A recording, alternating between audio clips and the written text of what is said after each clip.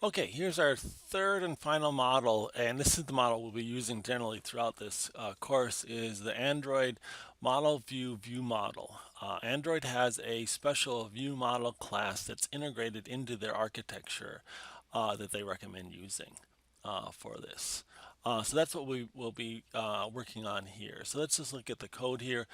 This is linked to it on GitHub if you want to download your own copy of it. So the layout is exactly the same. Nothing has changed. This is our calculator layout here. And we still have a main activity, of course. And in that, we're still... Okay, sorry, I had to do some quick cleanup here and fix an error. Okay, so the main activities here, and it uses, it calculates the tip here, and so we have an object called tip customer tip here, where we have again we keep track of our kind of some of our data here. We have a calculate method that calculates our tip. And then we have that calculates both the tip per person and the total, the total tip and the tip per person. And then we have two getters that just return those. So get total tip and a get tip per person methods here. So that's our structure here. But we want to access that from this main activity, and we're going to do this through a view model. So again, the view model is going to sit in here, and it is going to basically give us access to these same sort of methods here. So we're going to need access to those methods here. So our methods are calculate, get total tip, and get tip per person. So the tip model is actually relatively simple. It's just a class, but it extends the view model. And this is a built-in Android method, and so you've got to, when you do that, you've got to make sure you Alt-Enter and do this import of Android X lifecycle view model here. And then we're going to create a customer tip object. We're going to create one of these objects here, and we're going to call it tip. And then we're going to have methods that mirror these methods here. So we're going to have a calculate method, a get total tip, and a get tip per person. And all these methods are going to do right now is call those methods. In future ones, we maybe have sort of more complicated logic in here for how we do this. But right now, we're just going to access those data. So we don't have a cache in here. We're not doing anything fun.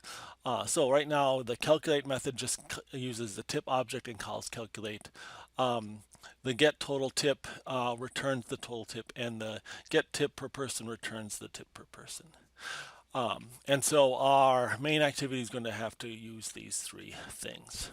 So now in the main activity, we don't create a tip object directly because that is done in this view model. So we create a view model object. So here's our view model object. And this is not a normal constructor. So it starts out the same. We declare a tip view model object and give it some name, and we say equals, and so we say new, but rather than calling the constructor for the tip model object, we call this view model provider, which is kind of a factory which will create this object and integrate it into our kind of the Android app framework. So we call view model provider, and we provide it this activity because it has to tie into this activity, and then we get and then we provide the class, and this is a weird thing. We say the name of the class dot class, and this is we'll take this class and pass it to the factory or this kind of environment and do this. Now I'll just note that a lot of the documentation out there, including Android's documentation, show this way of doing it, which is a view model provider .of and get, and this is outdated. And if you do this, it'll just say that this is. So if I put that in here, it'll say this is deprecated. And we'll kind of cross out. It will actually still work, but again, we're going to try to use this newer version with what is called Android X, the newest interface. And so again, most of the tutorials are a little out of date, and all the Google documentation is also out of date with this. This has just been happening in the last couple months. Okay, so this is the way we'll create this. So we have our tip model, and then now with our tip model, we can say get total tip. or when we click on the button, the calculate button, we can calculate. We can call it tipView.calculate. And again, when we want to update our figures, we can say tip model get total tip, so, or get tip per person. And so again, our main activity is going through the tip view model, and then that's going to the tip calculator to do the work and come back here. Now, one other interesting thing is that we want this to be able to work with rotations, and so we've got to think that onCreate might be called at different times. It'll certainly be called once when the app starts, but also once the app runs, it'll be called again and again. And we can kind of look back here at this structure. Let's do the Android documentation version of it, of this view model.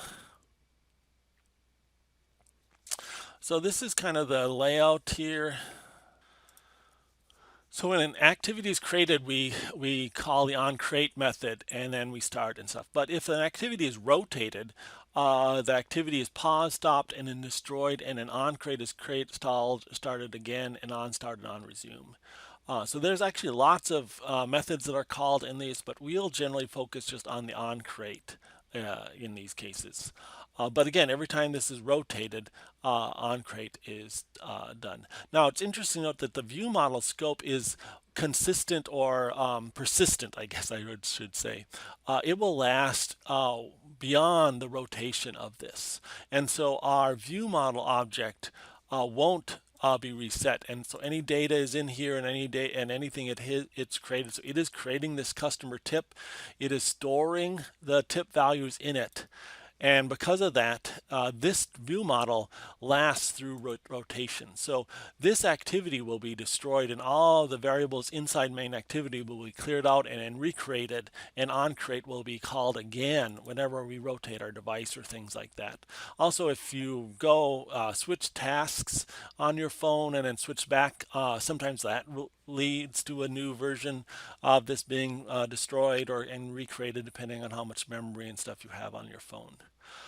So because of that, when we call onCreate, right now we are only updating the total tip stuff inside the click activity, but we're going to also do it here. We're going to update the total tip and go out to the tip view and get the total tip. So we will get the total tip and expect total tip to remember that right away. And so one thing that does require us is do some initialization. So we have to initialize the total tip and the tip per person to some values here. I'm just setting them 0. So even the first time we start activity and the first time we create a customer tip, we can then go out and get the tip amounts right away, and they'll be 0. And then later on, when this activity is destroyed and recreated, we can go out here and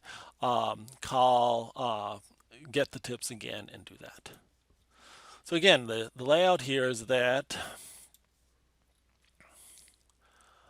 main activity is here. It calls the view model, and it calls the tip calculator. So the view model creates a tip calculator and uses that, and this is actually retained throughout the whole app cycle. And the main activity is actually created and destroyed multiple times when we rotate the phone. But main activity also creates a tip model. So when it instantiates a tip model, it has to do it a special way. And again, that's what this line is here.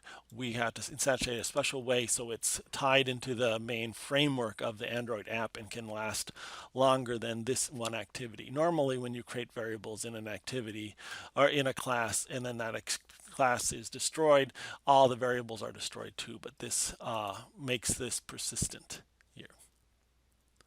Okay, that's a quick overview of view models. We'll look at this more when we do pizza ordering app in the learning exercise in class next.